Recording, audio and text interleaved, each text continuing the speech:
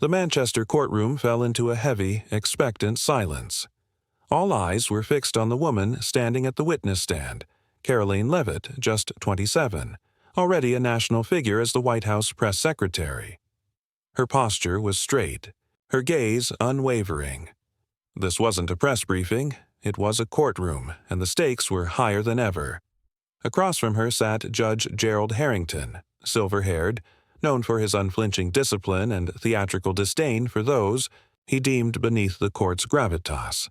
As he leaned forward, his gavel already having silenced the room, his eyes met hers with a faint, sardonic smile.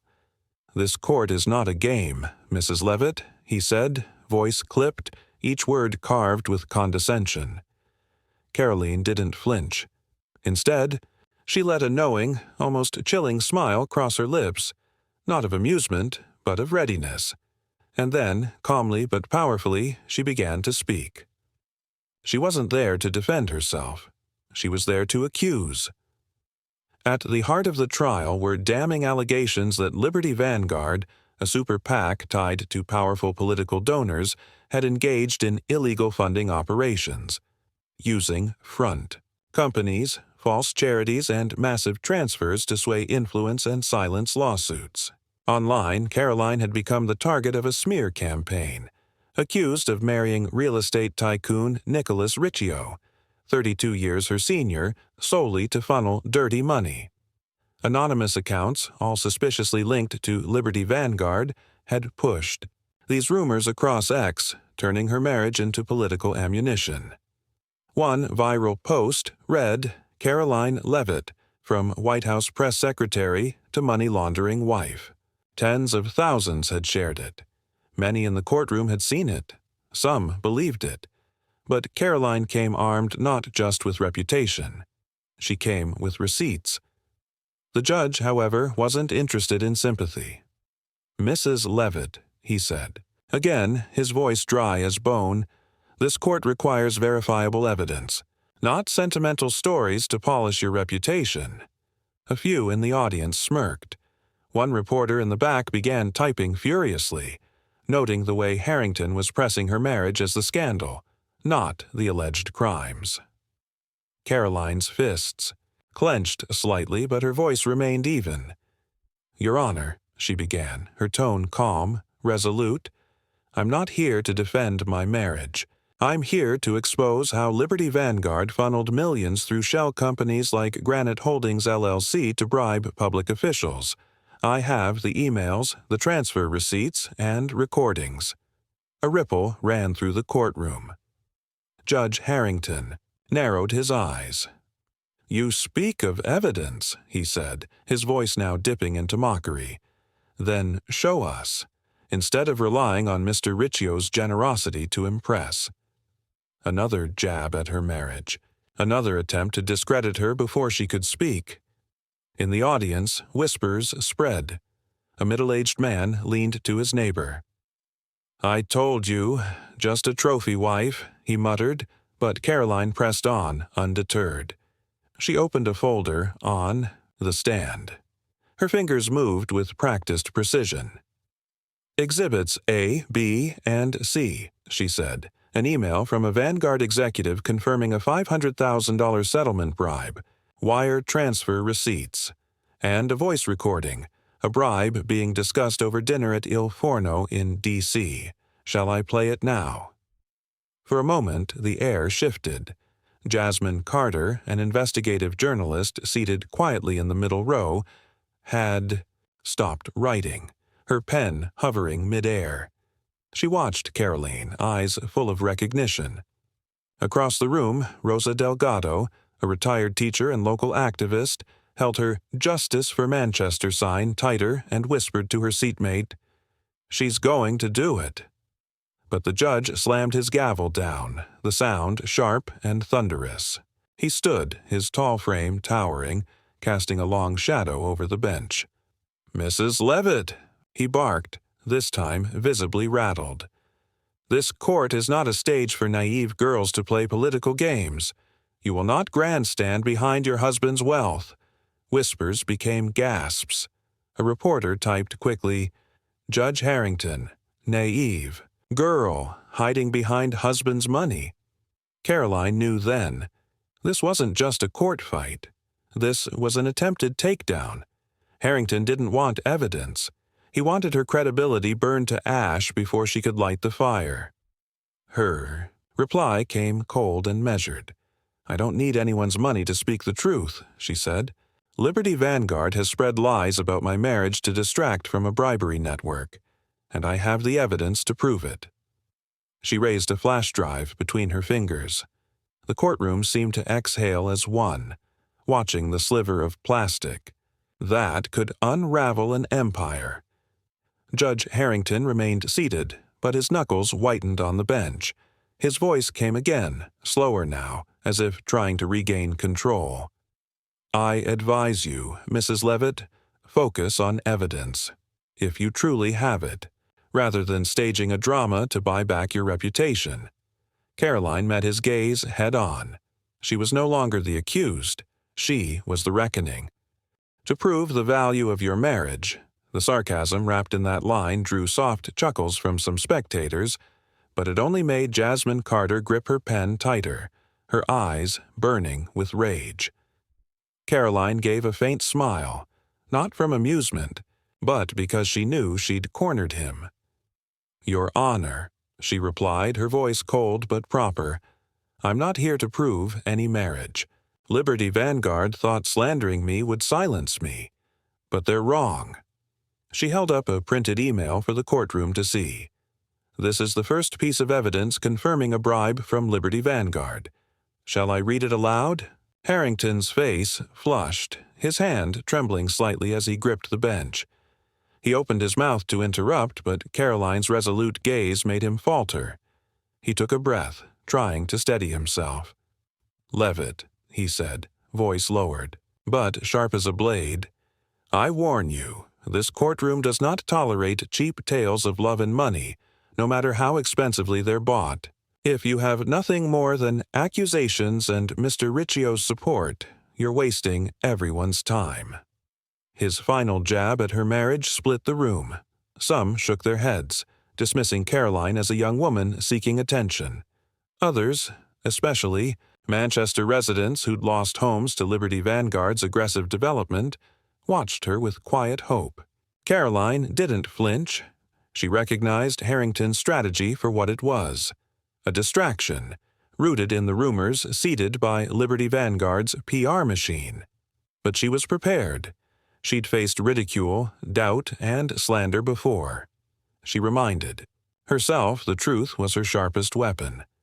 Placing her hand on the folder, she spoke clearly, each word cutting through the silence.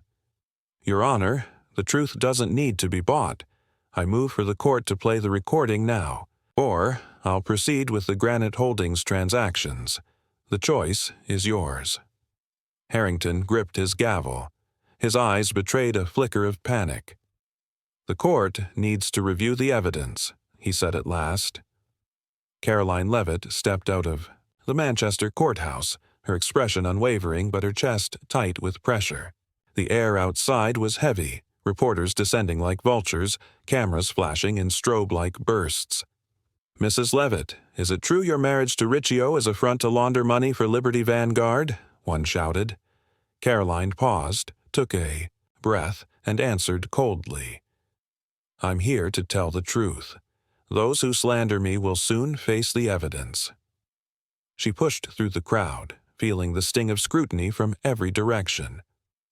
Online, accusations about her spread like wildfire. Social media posts painted her as a political opportunist, a millionaire's wife shielding dark money. One viral post read, "Karoline Leavitt used Nicholas Riccio to legitimize dirty money from Liberty Vanguard. Her hard-earned reputation, built during her House campaign and reinforced in her role as White House press secretary, was now at risk." But Karoline had never been naive. She knew the slander was a smokescreen, a cover for something larger, something that tied directly to Judge Gerald Harrington. Later, back at her office in downtown Manchester, she found an unmarked envelope slipped beneath the door. Inside, a thick stack of documents, transaction records tracing Liberty Vanguard, funds to shell companies, and a handwritten note that chilled her. Harrington knows everything. Be careful. She didn't hesitate. Karoline called Nicholas Riccio, who was in Boston managing real estate. "Nick, I need you to look at these documents," she said, her voice tense. "Liberty Vanguard approached you, didn't they?" There was a long pause. Then Nicholas sighed. "They pitched a few real estate projects in New Hampshire. I turned them down. It didn't feel right. Too much money, no transparency." His tone shifted, hesitant. "Karoline, if you dig deeper, this could get dangerous. These people, they don't play games." She gave a faint smile. "I'm not stopping, Nick. Not now." Knowing she needed someone outside her political circle, Karoline reached out to Jasmine Carter, an investigative journalist known for taking down corrupt officials. Jasmine had been publicly dismissed by Harrington 2 years prior during a trial over campaign financing. They met in a quiet coffee shop. Jasmine eyed her with skeptical curiosity. "You think you can take on Harrington?" she asked dryly. "He's not just a judge. He's part of a bigger machine." Karoline slid the documents across the table. "I have evidence Liberty Vanguard funneled money to Harrington's companies, but I need help." Jasmine studied the pages, her brow furrowed. "If this is real," she murmured, "we're not just talking political corruption. We're talking a bribery network across state lines." Karoline nodded, eyes blazing. "Then, let's get started." They set up shop in Jasmine's cramped apartment, light from a lone desk lamp illuminating stacks of anonymous documents. Transfer records from Liberty Vanguard to various shell companies sprawled across the battered table. Karoline pointed to one, Granite Holdings LLC, tied to a Cayman Islands bank account. "I looked it up," she said, voice low. "Granite Holdings makes regular transfers to a charity. Harrington sits on the board." Jasmine's glasses slid down her nose as she scanned the files, her finger pausing on a $2 million transaction. "This isn't just political funding," she whispered. "It's money laundering." She looked up, voice steady. "Harrington's not doing this alone. He has allies, politicians, businessmen, maybe even law enforcement." Karoline felt the weight of it. She was digging into a vast, rotting network. One wrong move could expose everything, and everyone. To verify what they had, they arranged to meet David Walsh, a former campaign staffer for Liberty Vanguard. The meeting place, a secluded park on the edge of Manchester, where shadows swallowed the lamplight. David arrived in a worn jacket, eyes darting, shoulders hunched. "I only worked behind the scenes," he said, voice trembling. "But I saw enough. Liberty Vanguard didn't just donate, they bought court rulings. Harrington took the biggest bribes." Karoline leaned forward. "Do you have proof?" David nodded and pulled out a USB drive. "Emails, receipts, a recording. Harrington agreed to dismiss a lawsuit for $500,000. He lowered his head. "I left because my conscience wouldn't let me stay. But if this gets out, they'll come for me." Karoline heard the fear in his voice, saw it in his hunched posture. Jasmine took the USB gently, her face hardening with determination. "We'll protect you," she promised, though they all knew how fragile that promise was. Karoline rested a hand on David's shoulder. "You did the right thing. We'll make sure the truth comes out." But in her heart she knew. The road ahead demanded more than justice. It might demand lives. Jasmine plugged the USB into her laptop. The screen displayed a series of emails between Harrington and a Liberty Vanguard executive. One email explicitly stated, "The lawsuit ruling will be handled. Ensure payment is on time." A short recording. Played next. Harrington's voice, cold and detached. "I want $1 million, no negotiation." Karoline clenched her fists, anger rising in her chest. Harrington hadn't just mocked her in court, he was a manipulator, turning justice into a tool for his own gain. "We need to find out who's behind Liberty Vanguard," she said, looking at Jasmine. "Harrington's a puppet, but who's pulling the strings?" Jasmine nodded, but the worry in her eyes was unmistakable. "Karoline, if we keep going, there's no turning back. They'll do anything to silence us. And David." Karoline's faint smile burned with defiance. They picked the wrong person to silence. She left Jasmine Carter's apartment late that night, the Manchester streetlights flickering above her as her mind reeled. Emails, recordings, and David Walsh's testimony all pointed straight to Judge Gerald Harrington at the center of Liberty Vanguard's bribery network. She gripped the USB in her coat pocket like it was an unexploded bomb. The cold wind sliced through her coat, but it wasn't as chilling as the sudden, creeping feeling that someone was watching her. As she unlocked her phone to call a ride, a notification popped up, an email from an anonymous sender. "Stop digging. Leavitt. You don't know who you're up against." Attached was a photo of her leaving the courthouse earlier that day, taken from a hidden angle. Her heart pounded, but she stayed calm. This wasn't random. Someone was tracking her every move. She took a screenshot and sent it to Jasmine with a quick message. "We're being watched. Be careful." Just as she reached the corner, a figure appeared under the shadow of a nearby tree. The streetlight caught the gaunt face and cold eyes of Lucas Kane, a name she'd only heard in whispers from Nicholas, the man who cleaned up messes for the powerful. Kaney was a former security operative with ties to dangerous political circles. "Leavitt," Kaney said, voice low and deliberate. "Harrington sends his regards. Drop this case unless you want things to get complicated." Karoline didn't move, meeting his gaze with steel. "If Harrington thinks an email and a few threats will scare me, he's mistaken." Kaney smirked and stepped closer, one hand slipping into his coat pocket.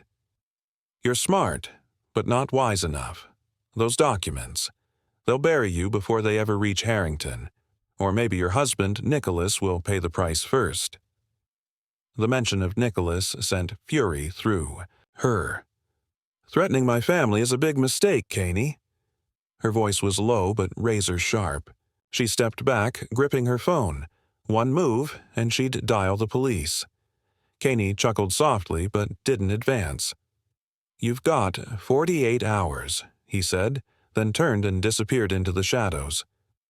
Karoline stood there, her breath unsteady. She called Nicholas immediately, telling him about Kaney. "I'm fine, but check the house's security." His voice was rough with concern. "I'm hiring protection.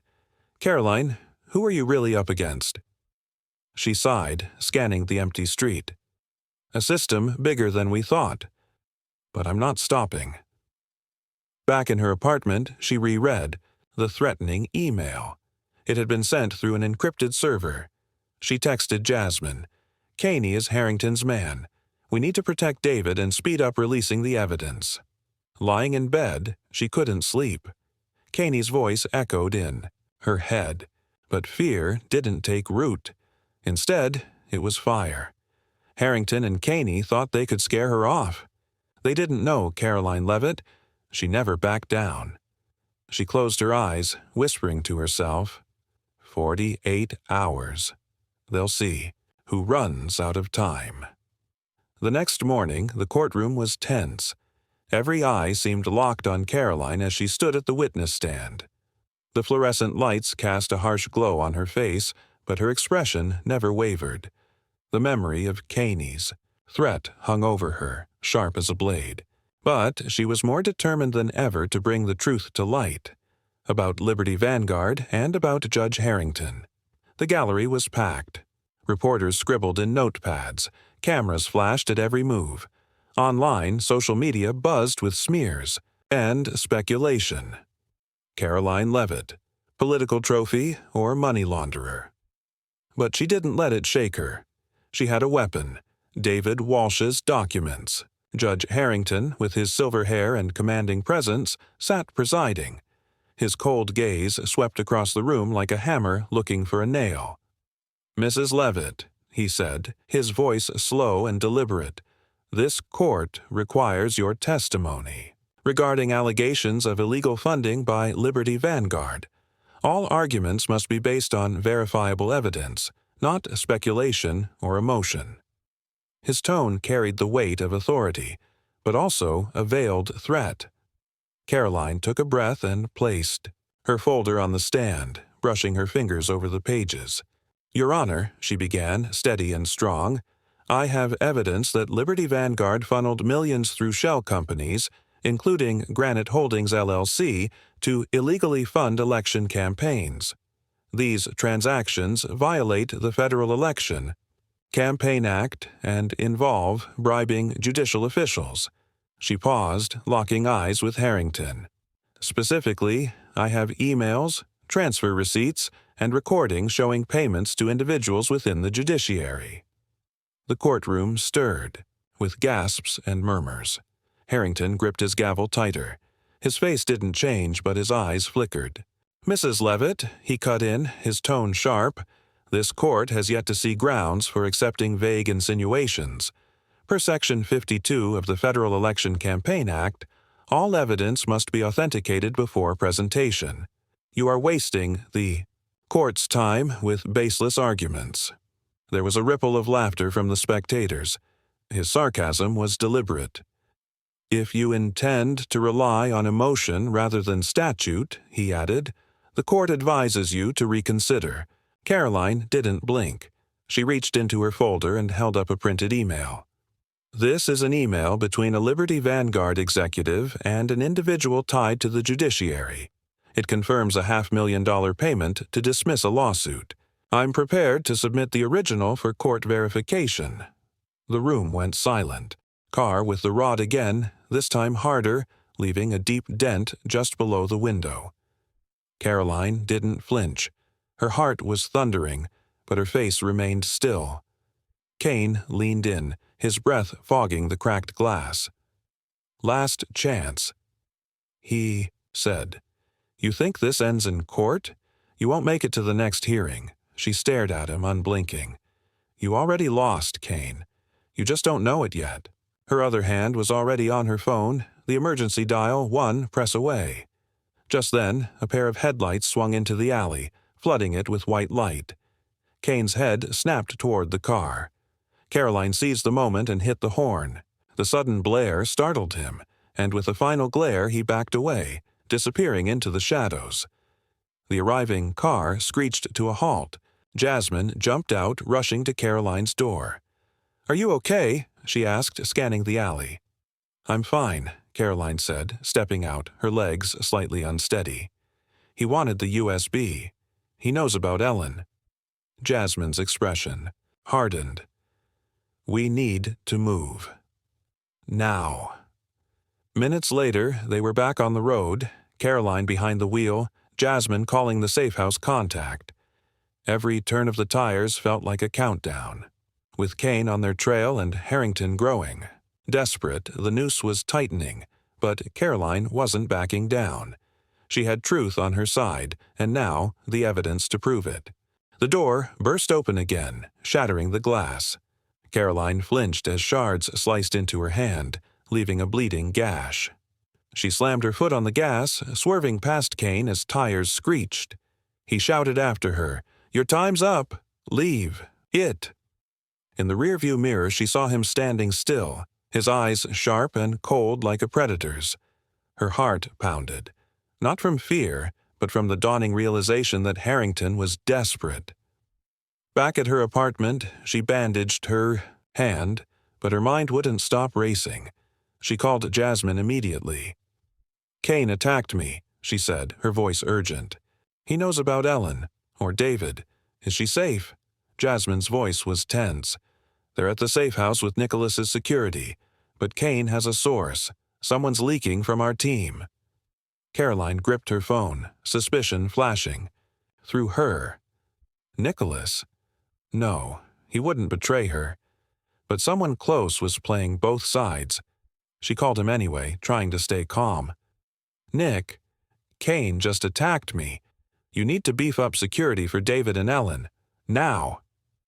Nicholas's voice was heavy with concern. God, Karoline, are you okay? I'll send the best security team I can. But you have to stop. Harrington won't hesitate to kill. She glanced at her wounded hand. If I stop, everything we've built collapses. I won't let them win. After the call, Karoline opened her laptop and reviewed Ellen's documents. One email chilled her. Sentinel demands acceleration. Harrington must clear the slate before the next trial. Sentinel wasn't just involved, they were commanding Harrington to move fast. She texted Jasmine. Kane's directed by Sentinel. We need to find this person before they strike. As she stood, her eyes caught a shadow outside the window. Kane? Or just her nerves? She quickly drew the curtains, her pulse racing. Harrington and Sentinel were closing in, but she whispered to herself, "They want war. I'll give them a battle." She clutched the USB drive, knowing the next trial wouldn't just be in court, it would be for her life. The next day, she sat in a small meeting room on the outskirts of Manchester.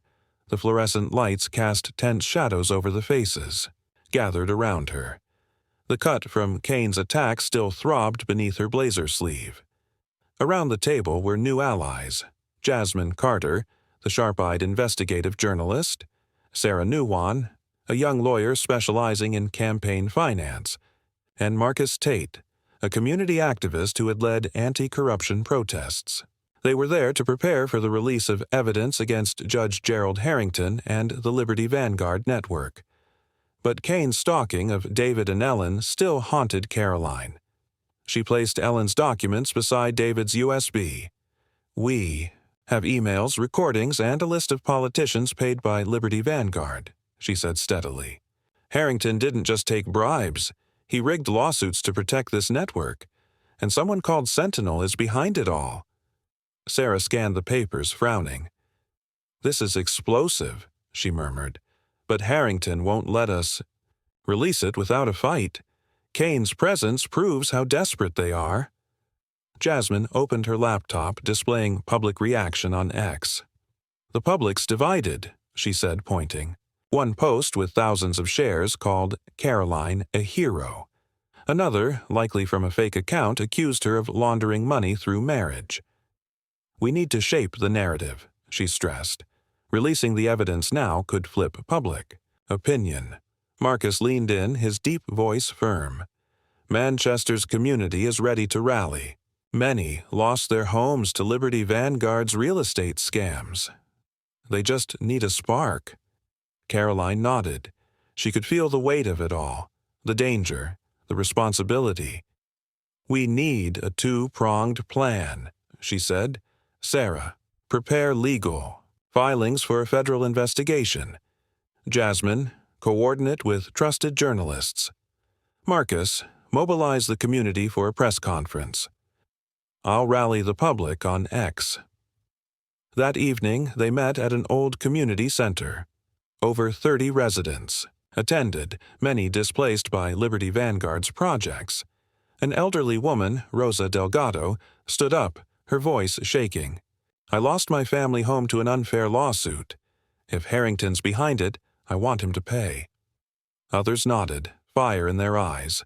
Karoline stood before them, voice strong. "We're not just fighting a judge, we're fighting a corrupt system. But together, we can take it down." After the meeting, she posted to X. "The truth can't be silenced. Liberty Vanguard and those behind them are manipulating justice. Let's demand fairness together." Justice for Manchester. The post went viral.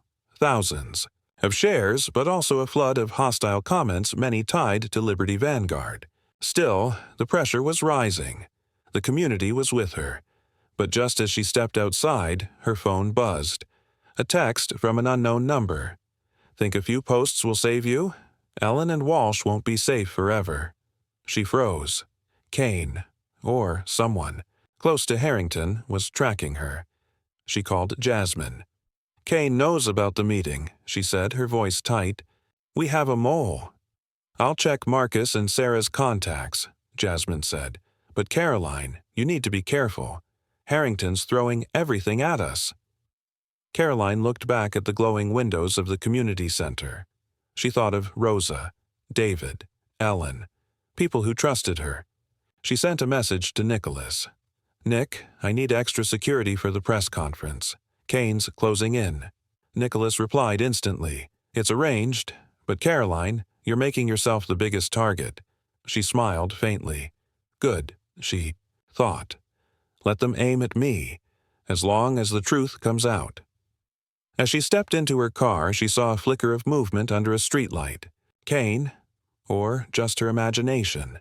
She gripped the wheel tighter, telling herself, "They want to divide us, but this community is stronger than they think." Later, in her office, the glow from her laptop cast shadows on her face. Determined, but tired. The community meeting had sparked something powerful, but the threatening text and Kane's looming presence reminded her that time was running out. Ellen's documents had exposed Harrington's bribery network, but she needed a final, decisive blow. Then she saw the message from Nicholas, sent at midnight. "Found what you need. Meet me at the Renaissance Hotel. Room 412. Karoline drove through the morning fog to the hotel. In a small meeting room, Nicholas waited, his salt and pepper hair tousled, eyes lined with worry. He slid a stack of documents across the table. "I hired a financial analysis team to dig into Liberty Vanguard," he said. "They found a secret fund, Renaissance Fund, routed through a Bermuda bank. Millions were funneled into Harrington's shell companies." He pointed to a chart. "But here's the key. The fund is run by someone called Sentinel." Karoline's heart pounded as she scanned the documents. One line leapt out. Renaissance Fund allocated $10 million to political campaigns, approved by Harrington. Court rulings had made it undeniable. Not just bribery, but large-scale money laundering. "If we go public with this," Karoline said, voice tense, "Harrington will fall, and Sentinel will be exposed." Nicholas gripped her hand, concern etched across his face. "Karoline, this is a win, but it's also deadly dangerous. Kane knows you're getting close." She nodded, knowing the documents alone wouldn't be enough. To stand up in court, she needed digital transaction records. Through a contact, Jasmine Carter introduced her to Leo Tran, a hacker with past ties to No S. Leo, a lanky young man with messy hair and sharp fingers, agreed to help, on the condition that his identity stayed secret. They met in an abandoned warehouse on the outskirts of town. Leo set up a makeshift computer station. "The Bermuda Bank uses military-grade encryption," he said as his fingers flew over the keyboard. "But I can get in. Just give me a few hours." Karoline and Jasmine stood guard, the air thick with tension and the hum of computer fans. Karoline glanced at her phone. Her latest post, Justice for Manchester X, had gone viral, but was being drowned in hostile comments clearly from fake accounts. "They're trying to drown us," Jasmine muttered. Karoline nodded, eyes fixed on Leo's screen. After just over 3 tense hours, Leo finally grinned.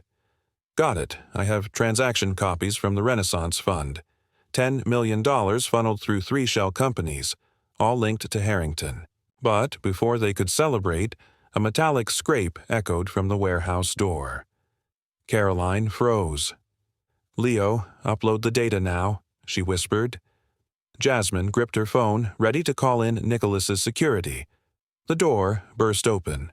Lucas Kane stood there, gun in hand, eyes sharp and predatory. "Leavitt," he growled. "You just don't know when to quit." He aimed at Leo. "Hand over the drive, or this kid doesn't leave here." Karoline stepped in front of Leo, unflinching.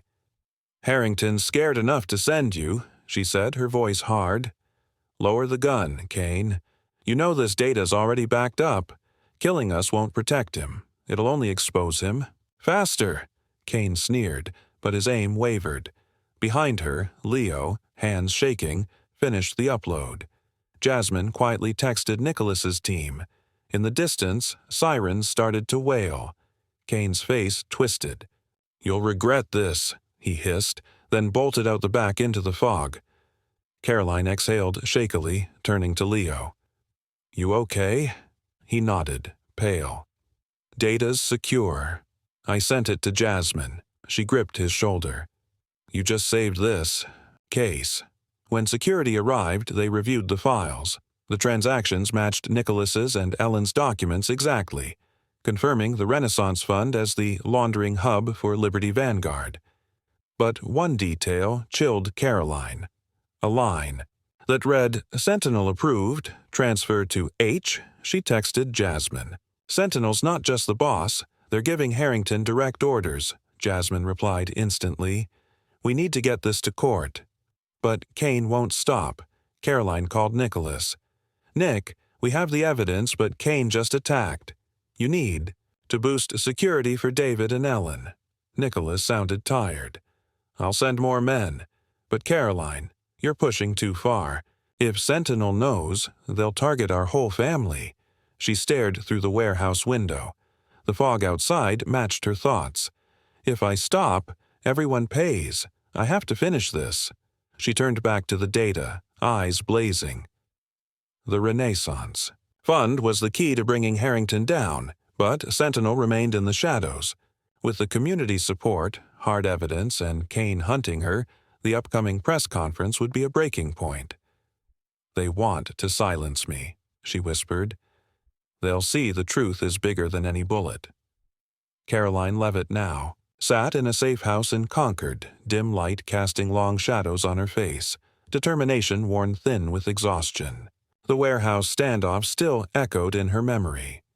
Kane knew far too much: her location, the data, the details of the Renaissance Fund. Leo's stolen data, combined with Nicholas Riccio and Ellen Brooks' documents, had unveiled the laundering scheme at Liberty Vanguard, with Judge Harrington right at its rotten core. But Sentinel still loomed large, and the threatening messages kept coming. Karoline began to suspect a mole, someone feeding information to the enemy. She glanced around the room at her allies: Jasmine Carter, Sarah Marcus, Tate, and Leo. Jasmine, scanning a laptop with sharp focus, looked up. "The Renaissance Fund data checks out. We're ready to submit it to the court and go public." Sarah nodded, concern in her eyes, but the mission was far from over. Her voice was tense. "Harrington will hit back. We need to ensure Ellen and David Walsh are protected," Marcus added, standing by the door. "The community is ready for the press conference, but rumors of a mole are spreading." Karoline clenched her fists, the sting of betrayal sharp like a blade. The suspicion from Kane's attack lingered. He knew exactly when and where she met Leo and forced her to act. Her voice was low but sharp. "Someone in this room is leaking to Harrington. Kane couldn't move that fast without a source." The room fell silent, eyes exchanging tense glances. Leo, pale, muttered, "It's not me. I nearly died because of Kane." Sarah and Marcus protested too, but Jasmine narrowed her eyes as if she'd suspected something for a while.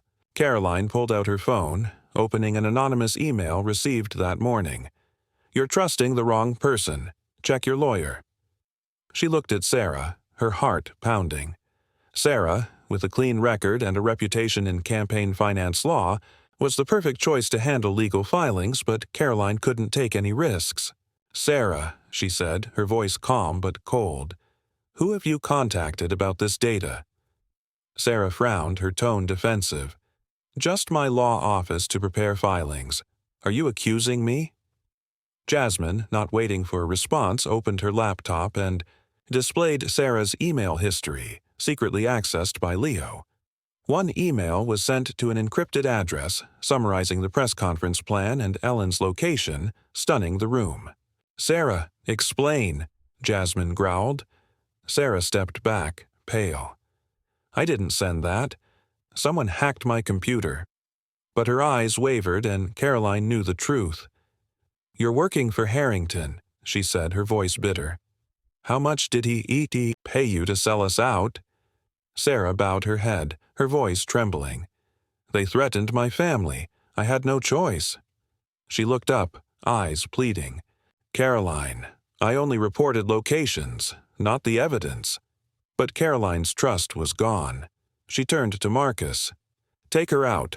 Call Nicholas's security." Marcus nodded and led Sarah from the room as she sobbed. The group sat in silence. Leo, still shaken, muttered, "If Kane knew about Sarah, he might know about Ellen and David's safe house." Karoline nodded, calling Nicholas immediately. "Nick, Sarah was the mole. Check the safe house security now." Nicholas's voice, heavy with worry, replied, "I'll send more men. But Karoline, you need to leave Manchester. Kane will target you next." She sighed, her eyes resolute. "I'm not running. We're too close." She turned to Jasmine and Leo. "We need to accelerate the press conference, release the data before Harrington can counter."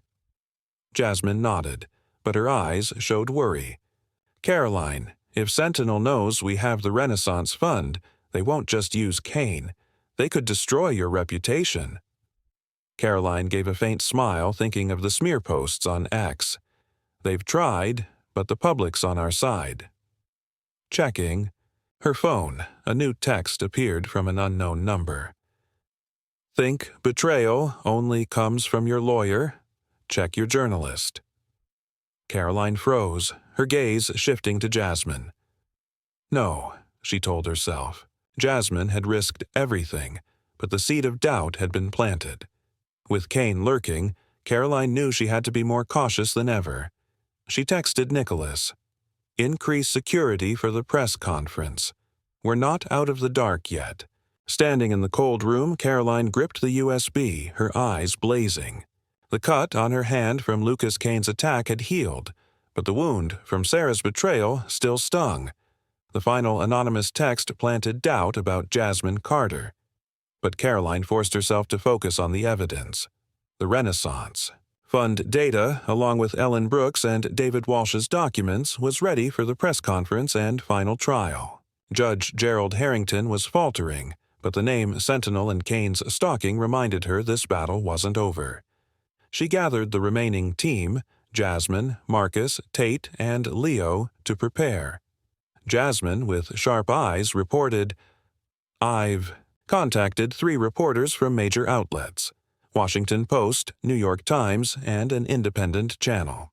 They're ready to publish the Renaissance Fund data." After the press conference, Marcus's deep, resonant voice added, "Manchester's community is organizing a protest outside the courthouse. Hundreds will show up to support you." Leo, still nervous after Kane's attack, said, "I've encrypted the data and sent copies to the reporters. If Kane gets the USB, we're still safe." Karoline nodded, but her heart was heavy. Sarah's betrayal forced her to reassess every ally. She looked at Jasmine, who'd risked everything from the start. The anonymous text could be Harrington's manipulation, but she couldn't take chances. "Jasmine," she said, her voice calm but probing, "who else have you shared the press conference plans with outside the group?" Jasmine frowned, her eyes flashing with hurt. "You're doubting me after everything we've been through?" She pushed her chair back, standing. "Karoline, Harrington ruined my career 2 years ago. I'm not Sarah." Karoline nodded, raising a hand to calm her. "I have to be sure. We can't lose anyone else." To strengthen the evidence, Karoline contacted a federal auditor, Anna Kessler. Anna, who had investigated money laundering cases in a secure call, confirmed that the Renaissance Fund data matched international transactions the FBI was tracking. She warned that going public could expose Harrington, but there was evidence, suggesting a high-ranking official, possibly Sentinel, was shielding him. "You need direct proof linking Sentinel to Harrington," she advised. Karoline revisited Ellen's documents and discovered an overlooked email where Sentinel approved $5 million for Senator Robert Dawson's re-election campaign, funneled through Harrington. She frowned, considering Dawson's role. Was he Sentinel, or just another puppet? She texted Leo, "Check Dawson's accounts. If Sentinel's involved, we need to know before the trial." Leo quickly replied, "On it. But if Dawson's Sentinel, the FBI will step in." Karoline called Nicholas Riccio, her voice urgent. "Nick, we might link Harrington to Senator Dawson. Can you dig into Dawson?" Nicholas's voice was heavy with worry. "I'll ask some DC contacts, but Karoline, if Dawson's Sentinel, you're poking a hornet's nest. Kane's just a pawn. Dawson could mobilize the whole system." Karoline sighed, her eyes resolute. "That system's crumbling. We just need to push harder." That evening, Karoline prepared for the press conference, drafting a post for the next day. "Tomorrow, the truth about Liberty Vanguard and those manipulating justice will be exposed. Stand with us. DU Justice for Manchester." The post quickly went viral, garnering tens of thousands of shares and hundreds of supportive comments from Manchester residents. But one comment from an anonymous account chilled her. "Think a press conference will save you? Sentinel sees all." She screenshot the message and sent it to Jasmine. "Kane or Sentinel, trace this account." Jasmine replied instantly. "I'm tracking the IP, but Karoline, you need more security. Kane knows about the press conference." Karoline nodded, calling Nicholas again. "Nick, we need extra protection for the press conference and Ellen and David's safe house. Sentinel's watching." Nicholas replied, "It's arranged, but you have to promise to be careful. I can't lose you." She gave a faint smile, her voice softening. "You won't lose me, but I have to finish this." As she left the office, she noticed a black car parked a few meters away, its headlights off. Was it Kane's or Sentinel's? People? She gripped her phone tightly, hurrying to her car. Her heart pounded as the car stayed still in the rearview mirror. Just as she started the engine, her phone buzzed with a new text. "You can't protect everyone. Choose Walsh or Brooks." Karoline froze, anger flaring. She texted back, "Try me. I'll protect them both." She floored the gas, speeding into the night, knowing the upcoming press conference and trial weren't just a chance to bring down Harrington. They were a life-or-death battle with Sentinel. With the community behind her, evidence in hand, and allies by her side, she told herself, "They want to scare me, but they'll see I'm stronger than that." The Manchester courthouse buzzed like a battlefield. The marble lobby echoed with whispers from reporters, protesters, and spectators. Outside, hundreds of residents mobilized by Marcus Tate held signs reading "Nyark Justice for Manchester" and "US End Corruption." Karoline Leavitt stood at the Storm Center, her navy blazer crisp, blonde hair neatly tied, and eyes blazing with resolve. The previous day's press conference had ignited the media, with Jasmine Carter's leaks to major outlets exposing Liberty Vanguard's Renaissance Fund and judicial bribes.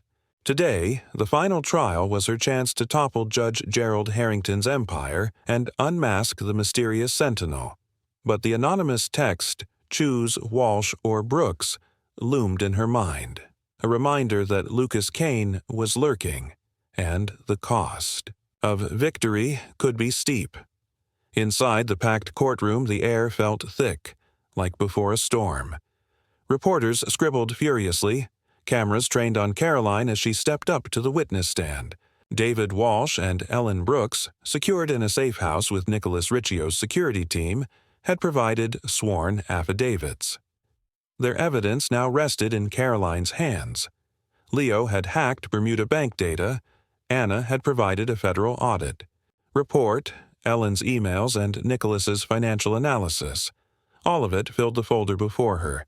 The weight of every sacrifice, the community's trust, Sarah's betrayal, Kane's attacks, rested on her shoulders. She glanced at Jasmine, seated in the gallery beside Marcus, and gave a slight nod. This was their moment. Judge Harrington ascended the bench, his silver hair gleaming under the fluorescent lights, his face a mask of legal authority. But Karoline noticed the tension in his eyes, the slight tremor in his hand. "Mrs. Leavitt," he began, his voice deep and measured, "the court has received your submitted evidence regarding alleged financial misconduct by Liberty Vanguard. You are reminded that all claims must meet federal evidentiary standards under Section 52. Present your testimony and refrain from dramatic theatrics. The subtle mockery sparked murmurs in the gallery, but Karoline didn't waver. She stood, tall, her voice clear and commanding. Your Honor, I present comprehensive evidence that Liberty Vanguard, through the Renaissance Fund, operated a multi-million-dollar money laundering scheme to illegally fund campaigns and bribe officials. She held up the folder. The evidence includes bank records, emails, recordings, and sworn affidavits from David Walsh and Ellen Brooks confirming payments to manipulate judicial rulings. The courtroom erupted in gasps. Harrington slammed his gavel. Order, Mrs. Leavitt. These are grave allegations. Under Rule 803 of the Federal Rules of Evidence, hearsay is inadmissible without verification. Provide direct evidence linking transactions to specific individuals. His voice was controlled, but Karoline saw the sweat beading on his forehead. She opened the folder, pulling out a printed email. This letter, verified by a federal auditor, documents a $2 million payment from Liberty Vanguard to Granite Holdings, LLC, a shell company tied to... Under Karoline's oversight, the courtroom fell silent as she paused, letting her words sink in. The email states that Harrington demands payment by month's end to dismiss the lawsuit. I moved to enter it as Exhibit A. The gallery erupted in whispers, and Harrington flushed, banging his gavel repeatedly. Silence. Mrs. Leavitt, you are treading close to contempt. This court does not tolerate baseless accusations against its integrity, he said, his voice trembling. With panic. Karoline pressed on, undeterred. Exhibit B. A recording from a Liberty Vanguard meeting in which you are heard requesting $1 million for judicial cooperation. Shall I play it here? The room went still, all eyes on Harrington, his hand shaking as he clutched the bench. His voice wavered. That recording is inadmissible until verified, he snapped, but his tone faltered. Mrs. Leavitt, you're trying to turn this court into a political tool. Your theatrics belong on television, not here. His mockery was the last grasp of a man coming undone. Karoline's voice cut through, cold and sharp. The truth isn't a stunt, Your Honor. She motioned toward another document. Exhibit C. Financial records from the Renaissance Fund, obtained from a Bermuda bank and verified by the FBI, showing $10 million flowing through your shell companies. Exhibit B. Emails linking these funds to Senator Robert Dawson's re-election. Campaign approved by an individual codenamed Sentinel. I moved to subpoena Senator Dawson to clarify his role. The mention of Dawson sent shockwaves through the courtroom. Reporters typing furiously while shouts from protesters outside seeped in through the walls. Harrington lost all composure. You have no authority to make such demands, he shouted, abandoning judicial decorum. This is a witch hunt. You're just a political puppet, Mrs. Leavitt, hiding behind your husband's money.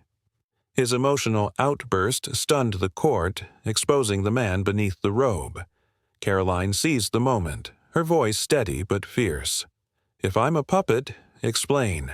This, Your Honor. She held up Anna Kessler's audit report. This report confirms every transaction, every bribe, and names you as the recipient. You didn't just take money, you sold justice to Liberty Vanguard and Sentinel.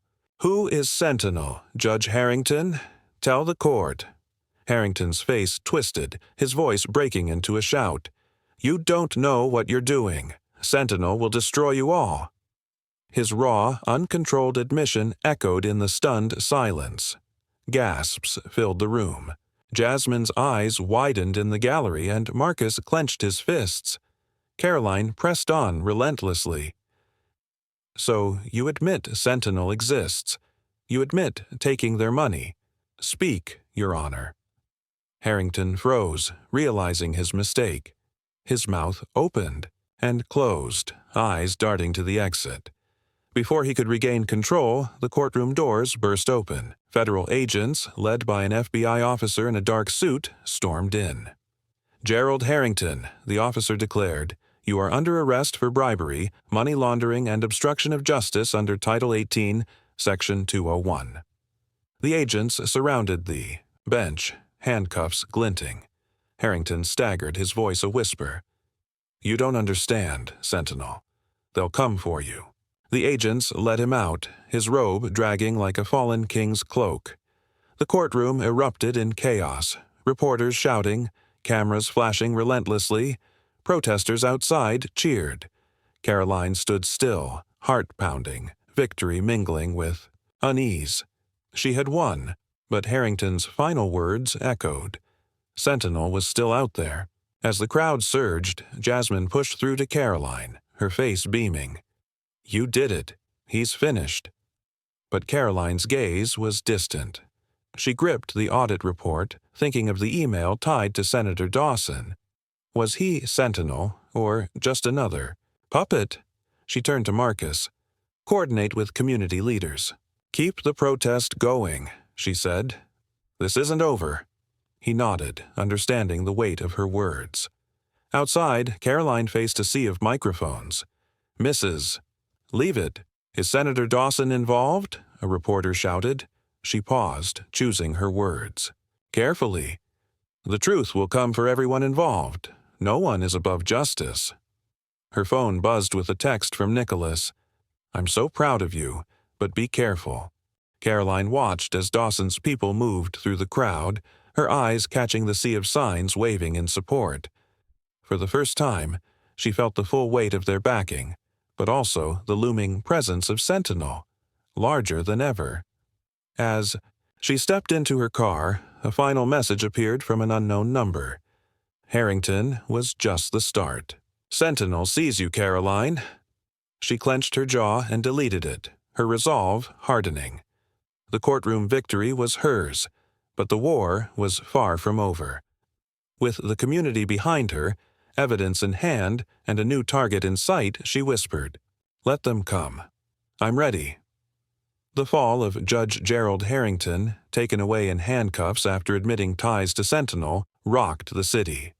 Outside the courthouse, Marcus Tate's protesting crowd still cheered, holding signs for justice for Manchester.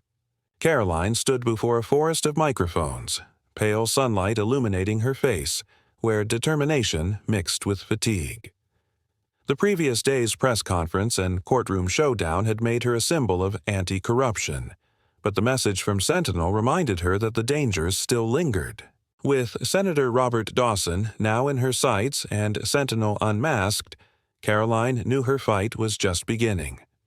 In a small meeting room near the courthouse, Karoline strategized with Jasmine Carter, Marcus, and Leo. Jasmine, sharp-eyed, updated. The group. Major outlets like the Washington Post and the New York Times were publishing details on the Renaissance Fund. The public was demanding an investigation into Dawson. Marcus added that Manchester's community was planning a march to Dawson's office, eager for answers. Leo, still shaken from Lucas Kane's attack, reported that he'd found more transactions linking Dawson to a shell company, but had no direct proof he was part of Sentinel. I need time, Leo said.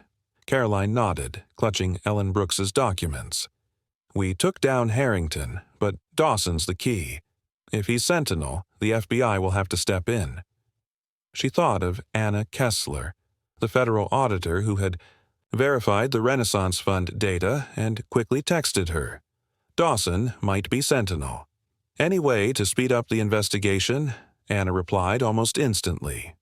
The FBI's watching Dawson, but we need direct evidence. Send me Leo's new transactions. Karoline turned to the group. Jasmine, prepare a new article highlighting Dawson's role. Marcus, keep the community united. We need public pressure. Leo, keep digging into Dawson's accounts. As she spoke, her phone buzzed with a message from Nicholas Rio. Kane was spotted near Concord. Security's tightened for Ellen and David, but you need to leave Manchester. Karoline sighed, her eyes resolute. I'm not running, Nick. Not now. That afternoon, she spoke at a community gathering in Manchester Central Square. Hundreds. Surrounded her, Rosa Delgado, families displaced by Liberty Vanguard, and youth holding signs for justice for Manchester. Harrington has fallen, she said, her voice carrying over the crowd. But justice doesn't stop. We'll chase the truth, whether it's Dawson or anyone else. The crowd roared in agreement, but a small group at the edge of the square, with cold eyes, put her on edge. Kane's people? Sentinels? After the speech, she met Rosa privately, who gripped her hand, her voice trembling. "You've given us hope, Miss Leavitt, but be careful. People like Dawson don't let go easily." Karoline smiled, squeezing Rosa's hand. "I promise, Rosa. We'll win." But as she left the square, a black car cruised slowly by, its windows dark. She gripped her phone, heart racing, but didn't look back. At the safe house, Karoline received a call from Jasmine. "Karoline, I found something big," Jasmine said urgently. "An encrypted email in Leo's data, sent from Dawson to an anonymous account. It mentions Sentinel as a group, not an individual. Dawson's just a middleman." Karoline froze, her mind reeling. Sentinel was an organization? She asked Jasmine to send the email immediately. After opening the file, read the last line. Sentinel orders a cleanup. Leavitt and witnesses must disappear by next week. She called Nicholas immediately. "Nick, Sentinel isn't a person. It's a group. They want me, Ellen, and David dead." Nicholas's voice was panicked. "God, Karoline, I'm getting you out of there. Security's not enough if they're an organization." She cut him off, her voice firm. "No, Nick, I'll face them. Call the FBI. Report this email." She thought of Ellen and David, who'd entrusted their lives to her. She couldn't fail them. Karoline texted Anna Kessler, sending her Jasmine's email. Anna replied, "This is the evidence the FBI needs. We'll launch a full investigation into Dawson and Sentinel, but you need to protect yourself. Kane's still out there." Karoline nodded, though Anna couldn't see. She opened her laptop and posted on X. Harrington was just the first step. "Sentinel, we're coming for you. Justice for Manchester." The post went viral, earning tens of thousands of shares, but also drawing hostile comments from fake accounts. One comment caught her eye. "You can't run forever, Leavitt." That night, Karoline didn't sleep. She reviewed every piece of evidence, emails, recordings, transactions, and drafted a statement for the FBI requesting federal protection for Ellen and David. At dawn, she received a text from Marcus. "Dawson just left Manchester. Rumor is he's meeting lawyers in D.C. She replied, "Track him. If Sentinel's an organization, Dawson will lead us to them." She stood looking out the window as daylight hit the city. She called Jasmine, her voice low. "Prepare the final article. Reveal that Sentinel is a group and Dawson's the link." Jasmine agreed but warned Karoline, "If Sentinel's an organization, they might have people in the FBI. How much do you trust Anna?" Karoline paused, recalling Sarah's betrayal. "I trust the truth," she replied, "and the truth will protect us." As she left the safe house, a patrol car from Nicholas pulled up. He stepped out and hugged her tightly. "Karoline, I can't lose you," he said, his voice choked. She smiled, touching his cheek. "You won't lose me, but I have to finish this. For Manchester, for us." He nodded, his eyes proud but worried. Karoline stepped into the square where the community had gathered. Rosa led the way, holding a sign that read, "We are justice." Karoline stood among them, feeling the power of unity.